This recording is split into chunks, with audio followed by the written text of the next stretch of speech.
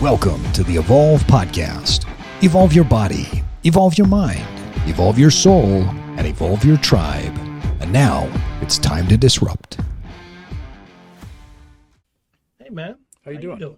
Good.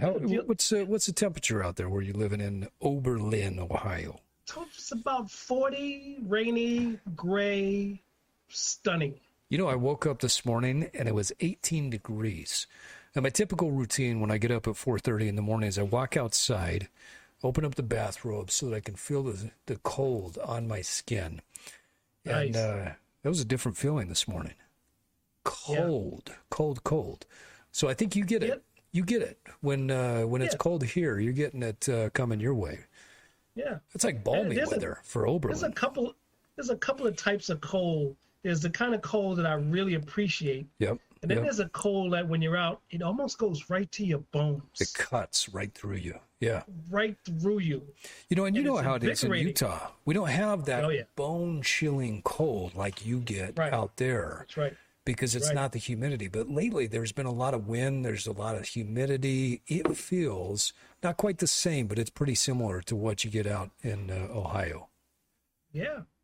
Hey, so we got cold weather here. We got snow, too. You know, it snowed like about a week and a half ago. It was like balmy, almost 90 degrees out here in Utah. We're running around in Speedos, putting up the beach towels, and then the next day it snows.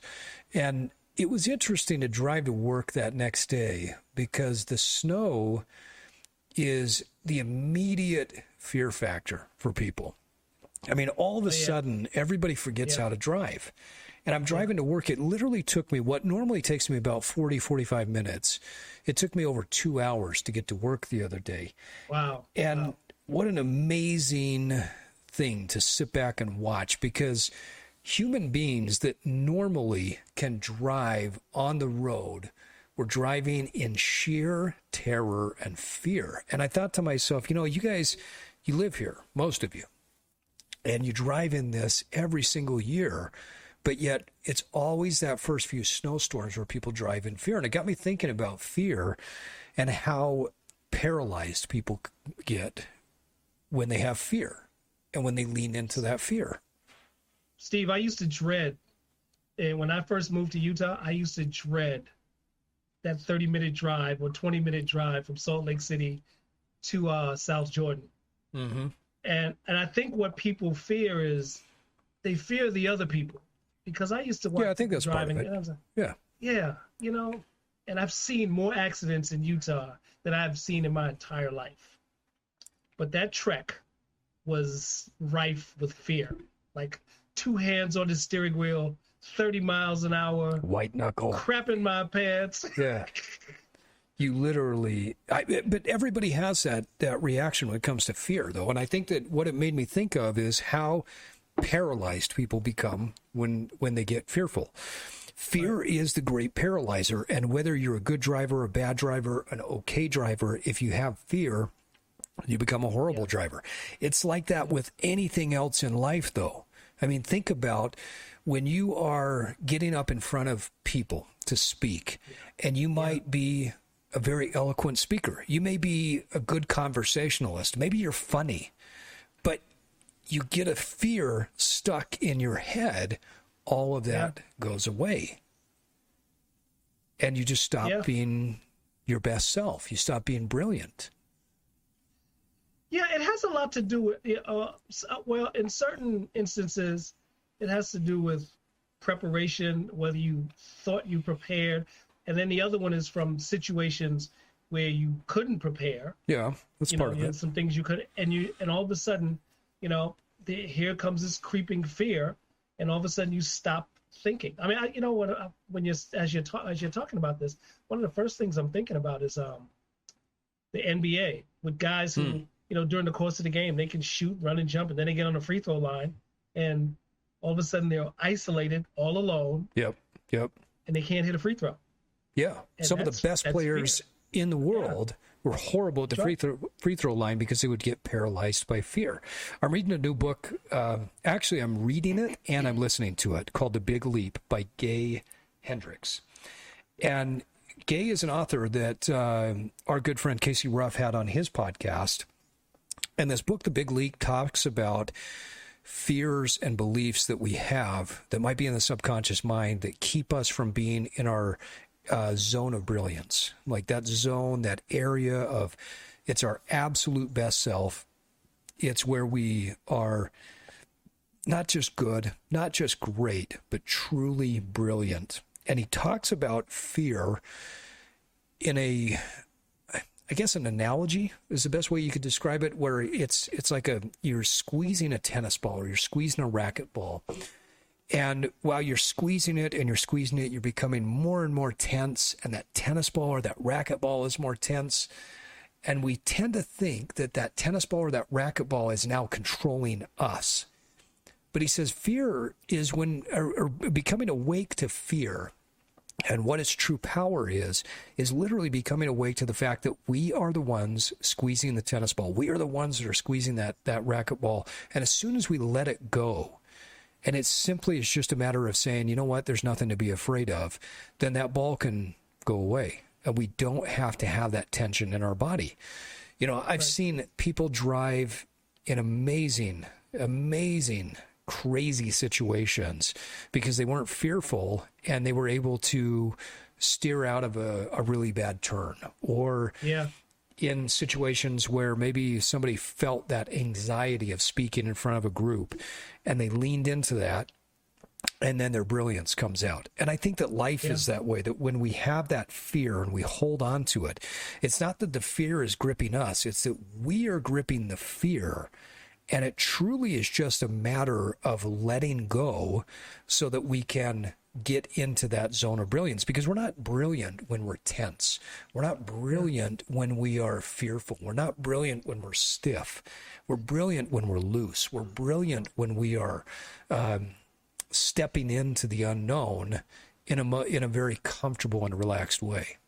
You just said something really interesting, which is, let me see if I can get this right the way you said it, because it's almost applicable to the way the French use verbs and the way Americans use verbs. And you said the fear's gripping us, and the ball is gripping us, and then and flip it and go, we grip the ball. Well, in French, in French, you don't say I am afraid. In French, you say I have fear.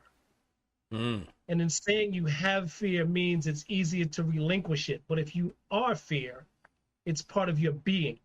And you can't get rid of it. I always found that phenomenal, that the way the French use verbs and the way we use verbs, because the thing becomes us.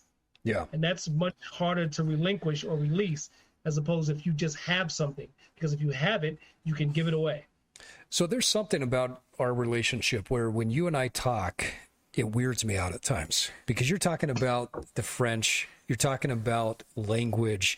And I literally, like a week and a half ago, was reading a study that said that if people study language, it doesn't necessarily make them smarter, but it helps them to relate to the world in a different way because of the way different languages relate to what's happening to us in life. And that's a key point. I was talking to my daughter about this the other day. Far too many people, when they talk about depression or anxiety, they label it as mine. That's my depression, my anxiety. When you label it, it becomes yours. You own it, man. You are that. When you say, I feel anxiety, like think about, I've spoken to groups that are massive, large groups, hundreds, thousands of people, right? Not hundreds of thousands. Massive Wanderlust groups? Yes, Massive Wanderlust groups, which we're going to get to in just a second. She's here. But I've spoken to massive groups where I feel that sense of anxiety. And it's really the same feeling that I used to feel when I was a sprinter and I was in the blocks and I was waiting for that gun to go off. And you got two choices. You can say I have anxiety or I am anxious, or you can say, you know what, my body is prepping to get ready for something that's really big. You focus that energy and you utilize that energy to be your best in that particular situation. Speaking of the French. They say that fear and excitement are the exact same thing perceived differently. They really are. It's all about perception, but the energy is exactly the same if you examine it. Yeah, the energy is the same. Yep. So we're not talking France today, but we are talking to somebody who has Croatian roots. We are talking to somebody whose family came from Europe, and we are going to talk about travel. Now, Miles, you've traveled a lot, right? I have been around a few places. Yeah. Travel is something that's really fascinating when it comes to our evolution and our growth, because I think that travel expands our soul. It expands our mindset, expands our perspective. We go from the little place that we're from, whatever that little place is, into the broader world, and it helps us to see things in a different way. And so we're excited to talk tonight. We've got Linda from Wanderlust here, and we're going to talk to her in just a second. But are you ready to go, Miles? You've shaved. You've showered. Shaved. You're ready. Smell good. I can smell you from here, man. Man, because I put the right cologne on. Let's do this.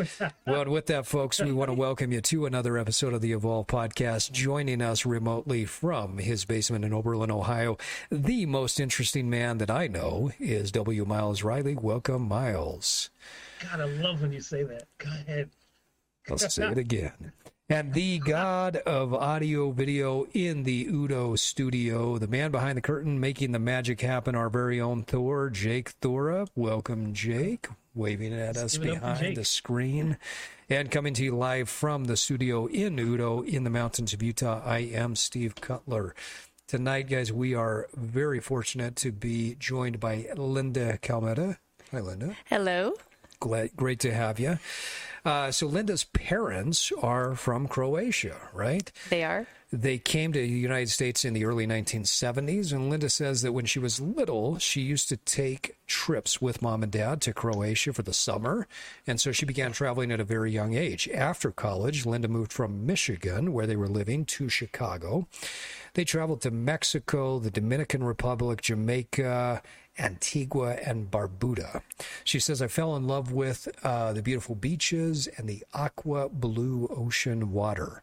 In 2006, Linda had a change in life, and she lost what she considered at the time her dream job.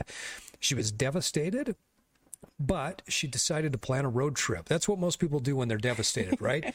Just say, fuck it, I'm planning a road trip. Yep.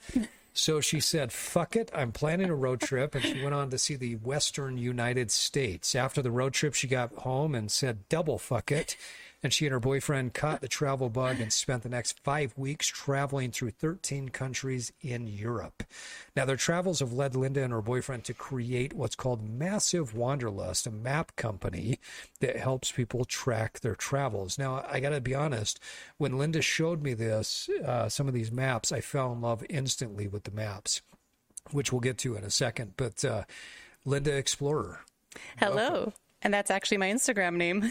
Yeah, I love that. There's some people have got great Instagram names. Some of them suck. I really like this one. I literally have the hashtag Explore More on all my posts, and Nice. I even have an Explore More You've got hoodie. the hoodie. Nice.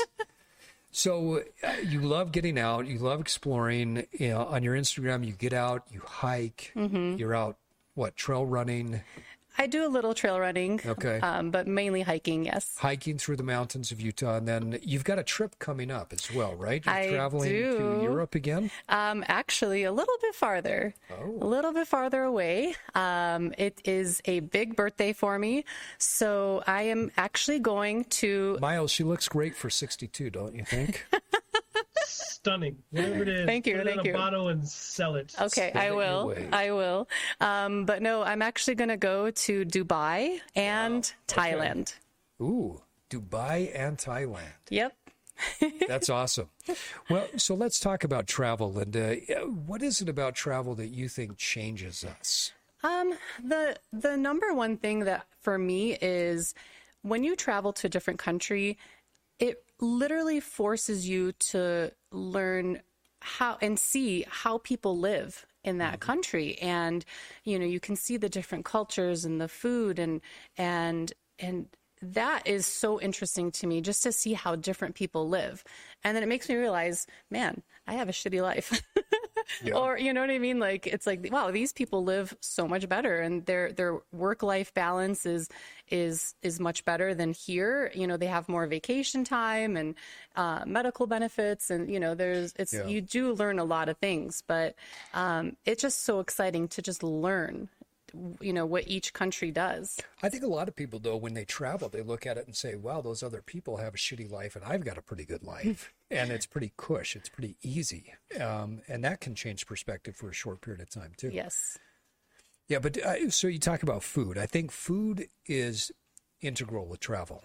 If you're not eating the local cuisine, you're really not experiencing the travel. Talk about some of the food that you've had on your travels. Of course, when I'm in Austria, I'm going to try their schnitzel. Schnitzel and the Bavarian cream. Yes, and you have to try that. And of course, you know, when you're in Paris, the macaroons and the baguettes and the croissants are just to die for. Yeah. Like, I literally, when I go there, there's this one bakery that has, I kid you not, these macaroons are massive, and I always take a few home with me. They're so good. You're making my mouth water. You know, the funny thing is, because we talk a lot of health and fitness on the Evolve podcast, when people who have a gluten intolerance travel to Europe and they eat bread, they don't experience the gluten intolerance there. No. Yeah, in Italy, the pasta is a little bit different, and I feel like it just digests much easier. So it's a better wheat. Yes. We grow a shitty wheat in America. It's horrible. And it's amazing. I think that's one of the things when you travel, you realize that what you think is food in your area is not considered food in many other areas. Years ago, the United States tried to ship out wheat to Africa, and they said no. They would not accept the food that we were sending to them as quote unquote aid because it didn't meet the standards of health that they had. They said, we would rather starve than eat the shit that you're sending us, essentially. And food, I think, is this massive part of the experience in creating this evolution or this expansion of who we are. Okay, weirdest food you've ever had while you've traveled, where? Oh, it's probably going to be in Thailand, I think. So, okay. I am more picky when I eat, but I am going to be more open-minded, and that's one thing that I'm trying to evolve into is really trying different things.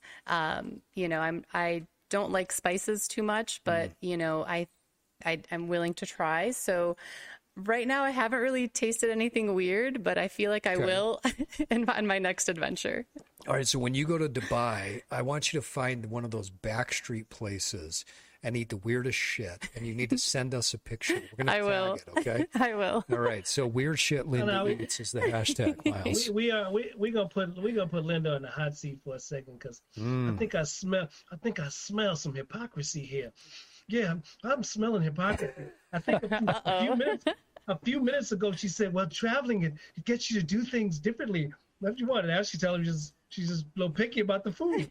You better get in there and eat everything. She likes the macaroons. Yeah, the macaroons. But that's the whole idea with the podcast is we're going to push people too, right? So we're disrupting. Linda's going to go over and eat some weird shit on the side streets of Dubai. And Thailand. Thailand.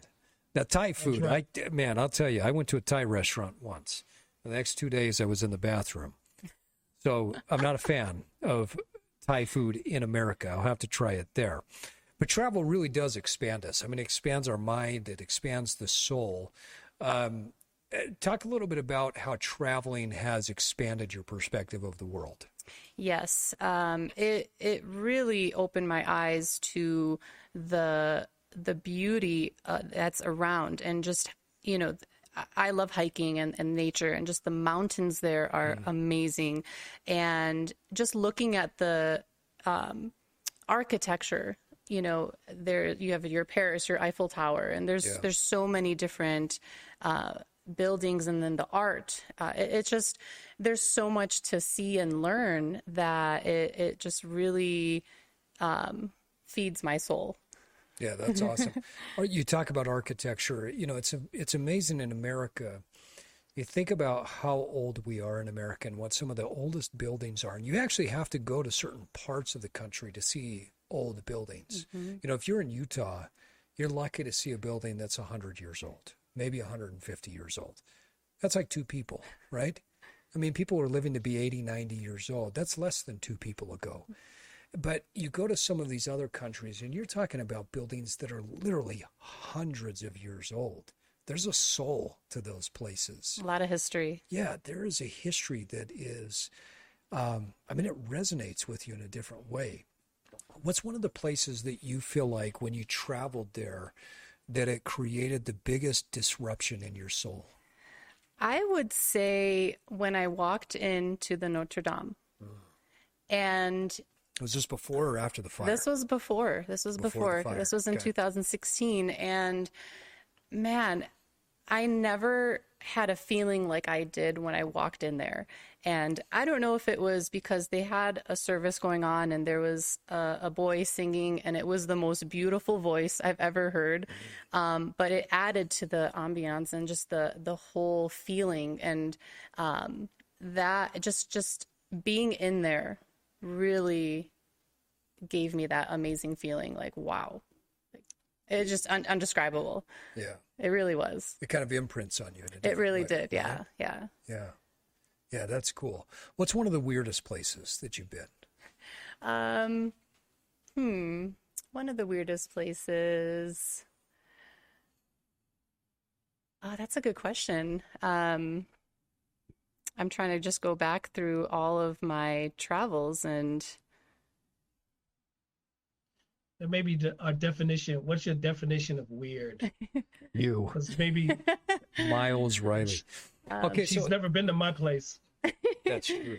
Yeah, Miles' place is the weirdest place I've been to. Yeah, that's the weirdest place I've been to too. You mentioned before the show we were talking about an experience that you had when you were on the beach, and where were you? So I was in Costa Rica. Costa Rica. Now, when I think of raccoons, I had a really weird experience with a raccoon recently. I was out on a walk. I like to go for walks at night. And at this time of the year, that means I'm walking in the dark because I go home when it's dark. And I'm out for a walk. All of a sudden, I see this shadow in front of me walking across the road. And I think, oh my gosh, that's a raccoon.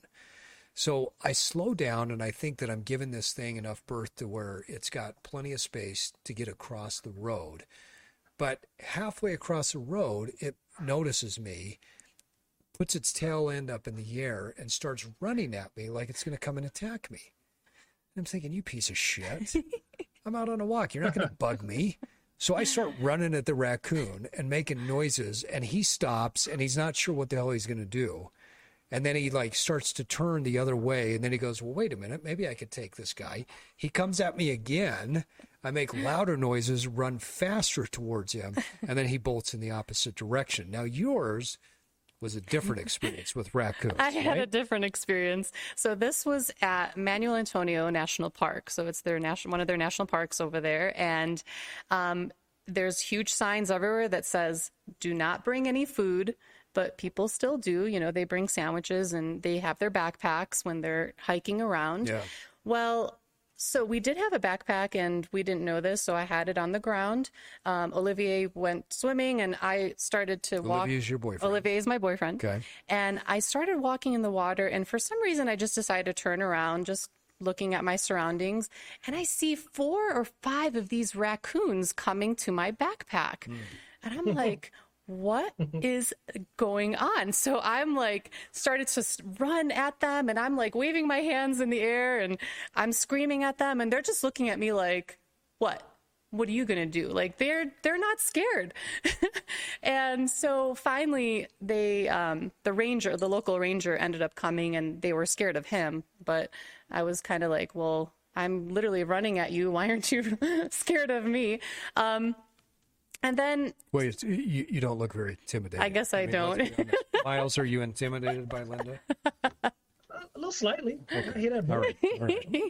So later on, the gang came back, the raccoon gang, and I literally saw them. They will open up your zipper, your backpack, and take what's in your bag if you have food.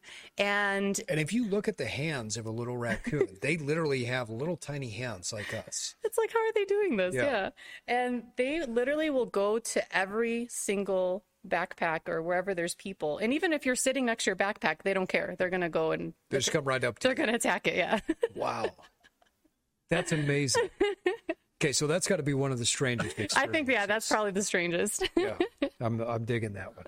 All right, so let's talk good, bad, and the ugly. What's the best destination you've been to so far? Well, I just spoke about Costa Rica. I think Costa Rica actually it is my number one still. Okay. I mean, every country has their charm, but Costa Rica was the most beautiful and the most fun I've ever had. Okay. And interesting. What about it? What about Costa Rica made you like it so much? I think it was just seeing all the different animals. So we did some tours where we got So it wasn't just raccoons. No, it wasn't just raccoons. Mm-hmm. There were so many of the tropical birds, and what you do with the tour, they have these powerful binoculars, and this is how you can see all the animals, and then you can just take your phone and take pictures through the binoculars. But we got to see so many different species of animals, down to frogs, to ants, like the working ants, and the parrots and monkeys and sloths. There's also the what is it called? It's the hawk. It's the wasp. The hawk wasp. That No. Miles. That's a No, new. here it is. It's the hawk wasp. No. It's the That's a tarantula. new name. Miles the hawk wasp. Sorry, I had a brain fart. It's the tarantula hawk. So. Oh, wait a minute. Yeah, it's a tarantula hawk. But is that a tarantula? No, or a hawk? it's a wasp. Oh, it's a wasp. It's a wasp. So you're talking about a bee that's called the tarantula hawk. Yes. Miles, how do you feel Does about it that? fly? Does it fly? It's a wasp. It's like It's a wasp. Okay. She says with disdain, "Yeah, dummy, it's a wasp." Now, I would ask the same question. Are you looking it up? I can see your fingers clicking. look it up because you're gonna see it's tarantula. The What's it called tarantula. again? Tarantula. So Hawk. these wasps, Okay, yeah, keep going, keep these going. wasps, basically, if they catch a tarantula, it's what they do. When they kill the tarantula, they literally, Wait a minute. A wasp kills a tarantula. yeah. Well, Holy shit, these things are huge. this one does. Miles, you find it? I got one that is absolutely stunning in color. That is beautiful. Yeah, see that? And one actually flew by me. I freaked out. Hey, Miles, see if you can cast it up on your Zoom screen. So what these things do is when they catch a tarantula and kill it, they literally lay their eggs in the tarantula. Oh, that's savage. It's so bad. That is savage. So these are I things. have my new favorite animal. Not only am I going to kill you, but I'm going to lay my babies inside of you. Yeah. Okay. Things we learned on the tour. Okay, so this had to have created an evolution inside of you where you're like, not only am I going to destroy you, but I am laying my babies inside of you. Yeah, I really felt for the tarantulas. Miles, did you pull that up? Do you know how to cast on there? No, I don't. Okay. All right. That is amazing. Absolutely. I mean, these things are huge. For our listeners, all you need to do is go to Google, type in tarantula hawk, hit images, go down. Look at that. I mean, that. You see it? Oh, there There you it go. is. You got it on the YouTube. Yeah. But there is a guy that has his palm out, and this thing is bigger than his palm. Mm-hmm. Okay, so they lay their babies inside of the tarantula, and you saw these things? So I was on a tour, and one flew right by us, and of course I screamed like a girl. So if it killed you, would it lay its babies inside of you? No, I think for humans it wouldn't do too much damage. No. Well, I still like it. Okay, so you saw the tarantula hawk. What else did you see in Costa Rica? My favorite parrot is the quetzal. Okay. And this bird is so beautiful, and just its chirp and its song is so cool. The Quetzal. What It's did a you? Quetzal. I don't okay. know how to spell that. I have a video. That's all right. I'm going to find but- this. Miles, did you find the Quetzal? Quetzal. I think it's with- Nope. I typed in the Quetzal and it said kettlebell swing. No. That's not it. I know. It's the way it's spelled. Okay. So Costa Rica is one of the best places you've been Yeah. to because you saw some amazing things. You saw my favorite animal that lays its babies inside of you now. Worst destination you've been to? Oh, okay. Worst destination was Punta Cana. Ooh. Okay. And the only reason, and it was my fault. It was probably my fault, but we must have ate something bad and got sick. So we were in the hotel. Montezuma's Revenge? Maybe. Yeah. Okay. All right. So we only got to spend one day on the beach. And so I think because of that, that was probably the worst. One day on the beach and 3 days on the porcelain? Exactly. Yeah. Okay. All right. So didn't really get to explore much of that area. Okay. Most disgusting. So we're talking good, bad, and ugly. What's the most disgusting destination you've been to? I don't think I've been to a really disgusting place. Well, you must be staying at these 5-star resorts. Oh, no. I'm not staying at 5-star We need resorts. to change it from Linda Explorer to Linda 5-star here.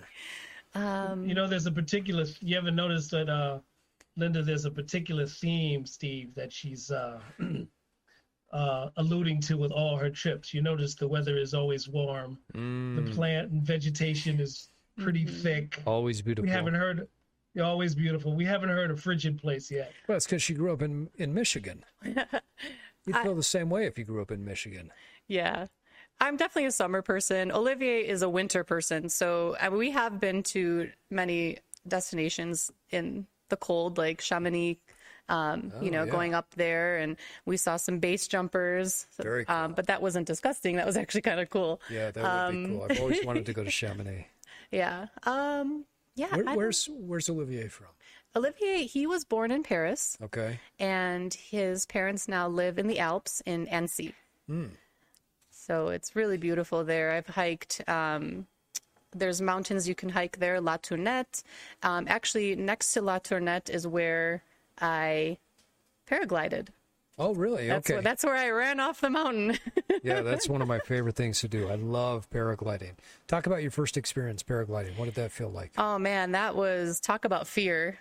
I was so scared. I'm like, I don't know if I can do this. And it literally took me about a half hour to get the courage to just even put the straps on and just to do it. And luckily the guide was really nice. And so I just, like you said, I let go of that ball and just went for it. And I'm so glad I did, because that was an experience. It was like slow motion, well, actually we were probably going fast, but I felt like we were going super slow. Yeah. But just to be up that high, and I will be honest though, I did get a little motion sickness. So the guide was like, okay, if you have to throw up, do it on this side, because the way the wind was blowing. So unfortunately I threw up a little bit. And so there's a goat in the Alps that has your vomit. Yeah. Luckily there was no houses, but yeah, probably a mountain goat got some of that, whatever I ate that day. What a great experience. So it's funny that you bring this up with, the fear when it comes to paragliding. So years ago, I took paragliding lessons. I had a friend of mine that would come into the gym, and he was a world champion paraglider, which I had no idea that was actually a thing. Did you know that was a thing, Miles? You could be a world champion in paragliding. And I asked him, I said, how do you do that? It's basically you have to fly from one place to the next, and then you have all these challenges of flying here, flying there. You have to get a different elevation. And this guy became a world champion in paragliding, right? So I went on a flight with him one time, and I said, I'm hooked. I'm done. I need to learn how to do this. First few flights I did were all on my own. And learning how to do this was just one of the most fascinating things. The first flight I took off of any area that I would have considered any type of height. You know, I'm not just like flying 10 feet and then landing again. I remember running to the edge, and what they teach you is you just keep running. As soon as the paraglider takes off, you keep running. You keep your feet moving like you're running. And for our listeners who have not experienced this but have flown in their dreams, it is the exact same feeling.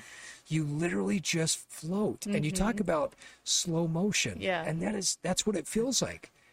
I had somebody say to me, oh, you must be an extreme adrenaline junkie because you love to rock climb and you're taking paragliding lessons and you must love adrenaline. It's the opposite of that. It was literally like floating in a dream the first time I paraglided, and every time after that, it just was a beautiful experience. But yet, we think it's going to be something different than it is, right? Yep. Was there a place, Linda, that you traveled to that you thought was going to be one way and it ended up being something different? Maybe you thought it was going to be ugly and it was beautiful, or it was going to be beautiful and it was ugly, or it was going to be difficult and it was easy. Yes. When I went to Paris, I was expecting Paris. Yeah. No, it's true because, you know, it's in the movies. You see this you know, it's sunny and it's like beautiful and you have all these people dressed up, you know, so fashionable, which is, you know, yeah. But yeah, when I got there, it was dark, gloomy, and I've heard it's Paris gross. has some pretty. Yeah. I've never been, but I've Paris heard it's disgusting. yeah, it's It's not. got some pretty gully places. It Yeah. does. It Yeah. really does. Yeah. So I don't have great pictures the first time I went to the Eiffel Tower because it was just blah. And the second time I went to Eiffel Tower, it was a little bit better, but it was still cloudy and, you know, but yeah, it's not what people think it is. Well, expectations don't always meet with what reality is. And that's one of the things I love about travel. You know, it's, I think life is the same way. We have expectations for life. It doesn't pan out that way. So what? Welcome to life. And what are you going to do now? Right. So talk about your experience in Paris when it wasn't beautiful and amazing and, you know, these gorgeous women in beautiful dresses in the perfect sunlight. What did you do? Well, I had a really good tour guide since I'm dating somebody A guy that lived there. Yeah, a guy that lived Yeah, a guy that grew up there. So I'd imagine he's probably pretty good. yeah, he knows his way around. So we just got to see the different sites, like the Louvre, of course, you know, got to see Mona Lisa and, you know, just went to Montmartre and just really just started just to see all the major hot spots. So we still did our thing. And for our listeners in the Midwest, Montmartre is not Menards, which it sounds the same. Menards is where you go get your shovels and your tack and your feed. But what's Montmartre? Well, it's a church, and it's I should know this. My history is not the greatest, but it's like there's so many steps up there, and it's just. Hey, we called you Linda the Explorer. I know. We didn't call you Linda the historian. Yeah, okay. I am not the historian, but Right. no, it's just overall, it's just gorgeous. Like just to see the architecture of the different buildings around, and you know, we got to see all of those things at least, even though the weather was bad. What's the most inspiring thing when you've traveled? What inspires you?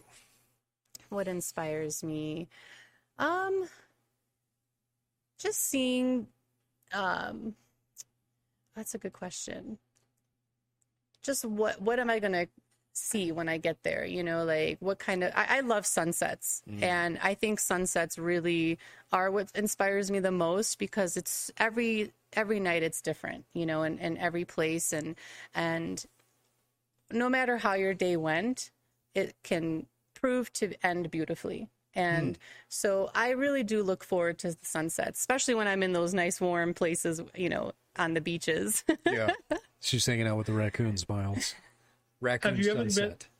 Have you ever been when I went to Panama, my wife at the time and I, we got lost a few times in jungles, and once we got over the fear, we had amazing experiences. But initially, when you don't know which way to go and you just point in a direction and hopefully it'll get you to where you want to be, that's pretty harrowing. Have you ever been lost anywhere? Oh yeah, and Olivier, he loves getting lost because he loves the challenge, and he really loves to find different ways. Even when we're hiking, I have to bushwhack all the time, and I hate it. But he just loves to find different ways to get somewhere. It's interesting you say that. There was a guy that I met years ago that his motto for life was the old motto of not all who wander are lost. And he was a wanderer. He was a guy that he loved to go out and experience. And I think sometimes getting lost, so to speak, is how you find yourself, because you have to dig a little bit deeper. You've got to find more inside of yourself to find where you want to go. Yeah. Where's one of your favorite places that you've gotten lost? Probably my favorite place it was in Croatia, believe it or not. Mom and Dad weren't there? Mom and Dad were not there. Well, no. Lost at home?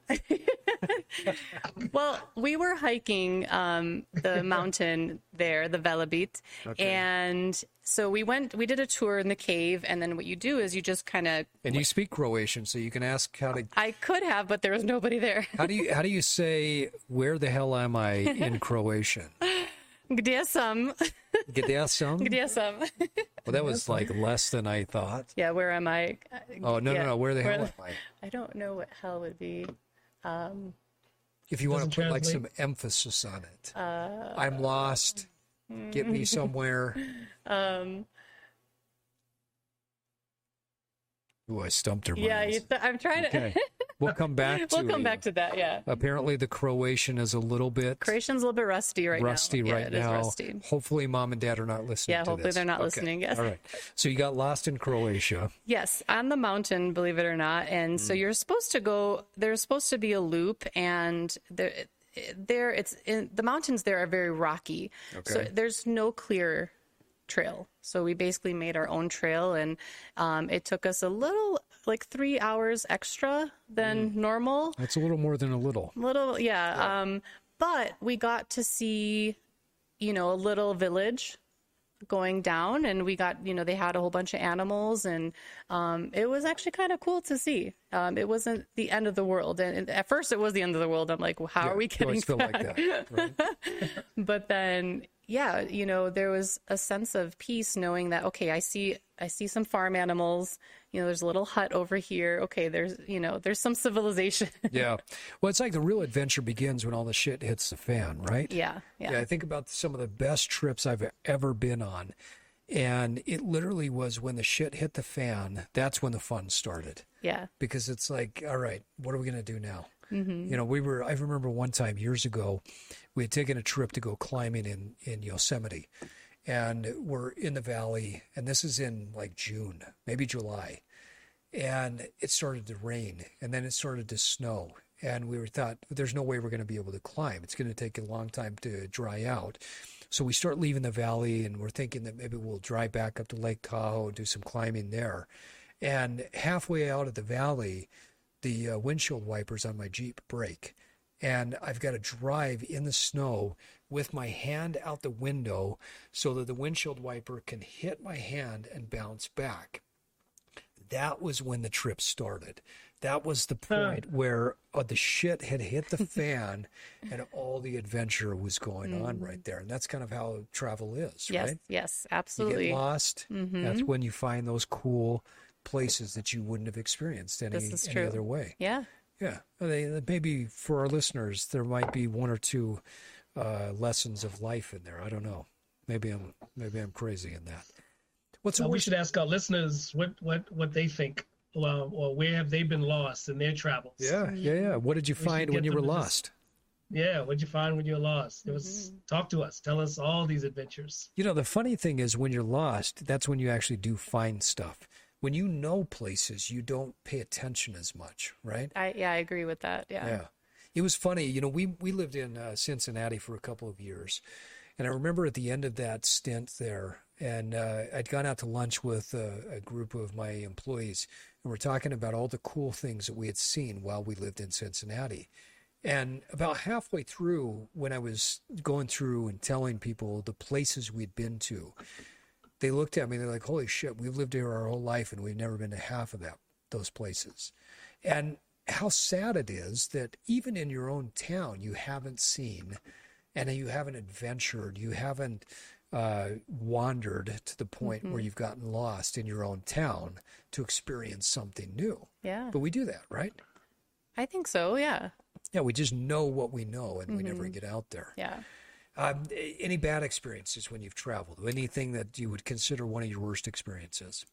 For the most part, I think just the one in Punta Cana, that was where we got sick. And in Jamaica, we were just in the hotel as well. We didn't really explore much around. We just were listening. We went to the shows they had at night. And so that was kind of boring, I think, just doing that. And no offense to people who love doing that, but I want to create some offense. That's what this podcast is about. It's disrupting. We want to offend people who sit on the couch and live the same shit life over and over again. Yeah. You're pathetic. You need to change. Yeah, those shows, they're cheesy, you know, some can be fun, but yeah, that's not a vacation. I did it once and I'm like, never again. This is not a vacation for me. Yeah, so you gotta get out. Yeah, you do something have to explore. And yeah, I think don't really have too many bad experiences, to be honest. That's good. Yeah. That's good. Well, I mean, I think when you have them, you hopefully make them better, right? Well, sure. Yeah. I mean, there's always going to be things coming up, and especially our next trip, you know, with COVID, it's stressful because there's many things that can't happen. If they do, we're going to have to figure out what are we going to do? For example, if a flight gets canceled, are we going to get tested and are we going to get the results on time to go to the next destination? Are we going to get COVID? If we test positive, then what do we do? Or right now, even if a country closes, what's our, you know, are you going to get stuck there? Are we going to get stuck? You know, where else can we go type of thing. So there is a little stress, but that's also what makes it exciting. Yeah. All right. I was getting ready to say, it sounds like COVID has created the atmosphere of a great adventure. It is. Yeah. Right. I'm like, I don't care. I'm going no matter what. Yeah, that's awesome.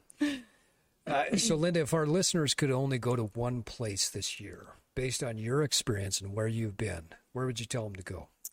I would tell them to go to Austria.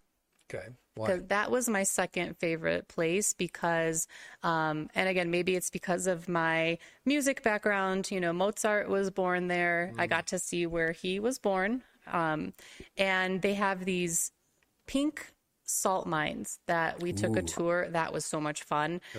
We got to put these funny looking jumpers on, and Miles wears those every day. Yeah, so you already have one, so you can just take it with you.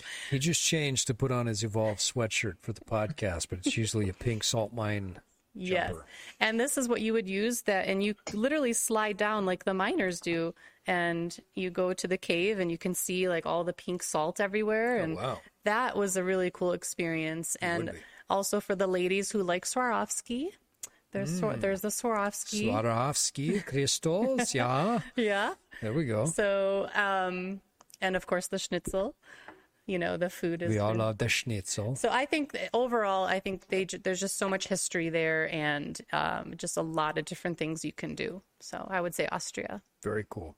Now, in front of us, we have this beautiful map, and I want to hold it up for the listeners that are watching the podcast. You've got a few maps, and this is one of the newer versions of the maps, right? Yes. So this is a topographical map. You and your boyfriend decided that from these travels, you wanted to create these maps. Mm-hmm. This is a newer one, which is a topographical map, and I absolutely love this because I love Utah. I love living here, and I love seeing on this map where all of the high and the low points are. Mm-hmm. Talk a little bit about this map. Yeah, so we got the image. Anyone can get this image, and what we did with this image is we used 3D software, and we picked which direction the sun was going to face, and then created the shadows, and that creates that dimension. So this way you can see, you know, the Wasatch and in the different spots. Thor tells me to hold it up. There we go. And he's going to zoom in. There we go. Okay. Awesome. And we have this size. We have a bigger size too. And we're working on doing all the states. You know, if we're going to do the states that have mountains, and then we're going to do one with the whole United States like this. The texture is beautiful. And this is a piece of art that you've created, but you haven't created it, right? Mm-hmm. This is Mother Earth. This is Mother Nature. This is like right there, real raw. You can go climb this shit. Mm-hmm. And that's what I love about it. The other thing that I absolutely love that I want to show in just a second. So when you and I connected and talked about some of these maps that you do where you scratch off the places you've been to, I thought, what a really cool thing for a couple of reasons. One, when you travel, it's a very tactile, it's a very visceral experience to travel. You're feeling the place, you're smelling the smells, you're actually experiencing it. And so then to come home and scratch off on this map where you've been, it's another tactile experience. The other thing I love about it is that once you've been to multiple places on these maps, am I giving away the whole thing here? You can say it. Yeah. All right. So underneath, it's this beautiful watercolor painting of the world that shows the connectedness. So when we look at this map, I think is a really cool one. And this is the world. Yes. But you brought one to me one day where I scratched off, and you're showing the beauty that's underneath it in this gorgeous watercolor painting that shows the connectedness. So how did you guys come up with the idea for this? Because this was your first map that you did, right? Yes, this was the first one that we did. And, you know, Olivier, he is the map guy. Like, he loves map, and obviously he loves to travel. It's almost like a name that you have to become a map guy. Don't you think, Miles? Olivier. What do you do? I build maps. And he's been to a lot more countries than I have, probably double. But yeah, so with his knowledge of mapping and with our travels, you know, because we started traveling a lot more together. So we wanted to create something that was interactive, that can track where you've been in a fun way.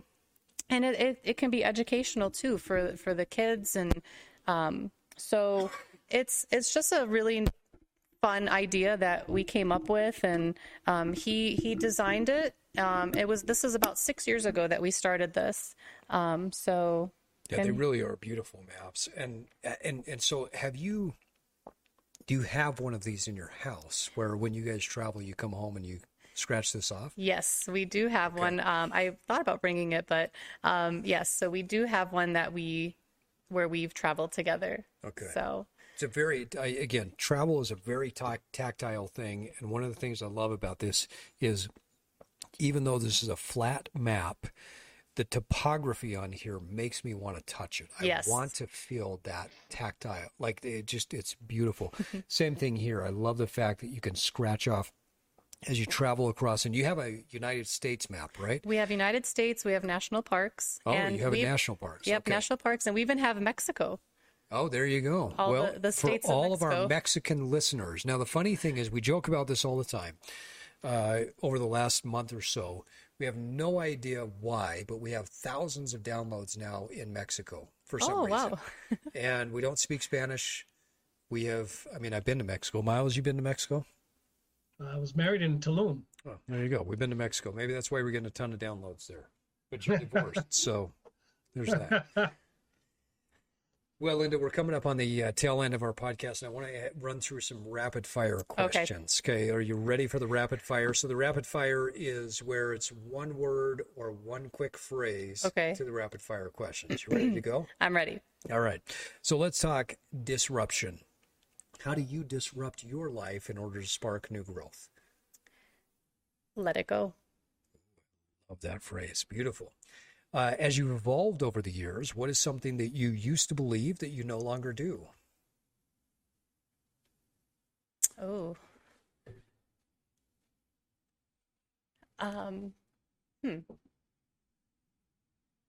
Remember, this is rapid. I know. Sorry. Let's go back. Let's go back to that one. Go back to that one. Okay, if you could go back 10 years and give your former self advice that would push your evolution forward, what would it be? Just stay true to yourself and stay positive.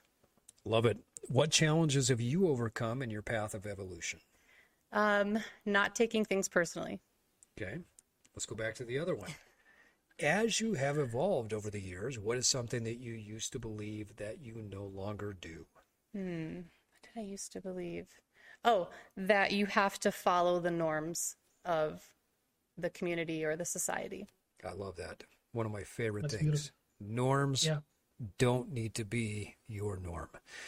Final question for you. This is actually not a rapid fire, so you can pontificate on this as much as you want. At Evolve, we believe that people evolve their lives by stacking one simple habit on top of another. Now, it doesn't have to be hard. It just has to be consistent. So what's the most important habit you want our listeners to build? I would like them to, when you wake up every day, treat it as it's a fresh start. And, whatever happened yesterday, it doesn't matter anymore. Leave it, it's in the past, leave it behind you. Keep moving forward towards your goals and your visions, and just keep doing that. It really is that simple. And for our listeners who don't believe that, give it a try. Focus on something else. Look at your past and just say, that doesn't exist. It doesn't serve me anymore. It lives in the past. Leave it there. Beautiful answer. And on that note, folks, it is time for us to wrap up another Evolve podcast. I want to thank our guest, Linda Explorer. Thank you so much for having me. Thank you for coming on. And my co-host, W. Miles. And thanks again to Thor, God of Video, in the Udo studio. We've had a great conversation today, and we hope that you, our evolutionary listeners, took something with you that will help you on your personal evolution. Linda Kalmeta, what is the best way for people to follow you and your personal growth and evolution? Yes, so you can put the maps. Yep, maps, wherever you want people to send people. If you want to follow me on Instagram, you can. It's not super important, but if you would like to get a map, you can go to etsy.com/shop/Massive Wanderlust. Massive Wanderlust. I love that. Not just Wanderlust, but Massive Wanderlust. And we're going to be at Park City next summer, in Park City. Cool. So you can find our booth there. If you have not been to Park City in the summertime, you need to make a trip out to Utah, because the Park City is an amazing place to be. It's on Main Street. There's a lot of vendors. There's a lot of artists that come out there. You can get great food, great music, and amazing booths like Massive Wanderlust. And Linda, you can pick up the maps there. So say that one more time, etsy.com/shop/Massive Wanderlust. Not minor Wanderlust, but Massive Wanderlust. Well, thanks, Linda. And remember, folks, that it takes time and consistency to evolve, but first you have to disrupt. But now it's time for you to get out there and evolve. And evolve. Thank you for listening to this episode of the Evolve Podcast. Follow us on your favorite podcast app, and if you haven't done so, please give us a rating. As an independent podcast, it really helps us get more reach. This podcast is part of our mission to help millions of people evolve into the best versions of themselves. Please check out our coaching services at evolve-cast.com or pick up some of our Evolve merch. Until next time, keep evolving.